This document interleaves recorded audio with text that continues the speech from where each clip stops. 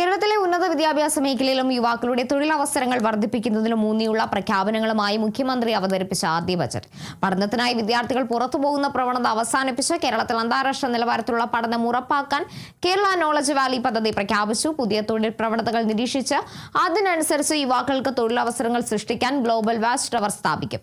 പിന്നോക്ക ഗോത്രവർഗ മേഖലയിലെ കുട്ടികളുടെ ഉന്നമനം ലക്ഷ്യമിട്ട് വയനാട് ട്രൈബൽ യൂണിവേഴ്സിറ്റിയുടെ വികസനത്തിനായി 50 കോടി രൂപ വകയിരുത്തും. കേരളത്തിൽ ഒരു ആഗോള വിദ്യാഭ്യാസ ഹബ്ബാക്കി മാറ്റുകയാണ് ഇതിലൂടെ ലക്ഷ്യമിടുന്നതെന്നും ബജറ്റിൽ പ്രഖ്യാപനം. കേരളത്തെ ഉന്നത വിദ്യാഭ്യാസത്തിന്റെ ഒരു പ്രധാന ലക്ഷ്യസ്ഥാനമാക്കി മാറ്റുന്നതിനും അതുവഴി ഉയർന്ന ഗുണനിലവാരമുള്ള വിദ്യാഭ്യാസത്തിനായി വിദ്യാർത്ഥികൾ സംസ്ഥാനത്തിന് പുറത്തു പോകുന്ന പ്രവണത മാറ്റുന്നതിനും ഈ സർക്കാർ ദൃഢനിശ്ചയമെടുത്തിട്ടുണ്ട്.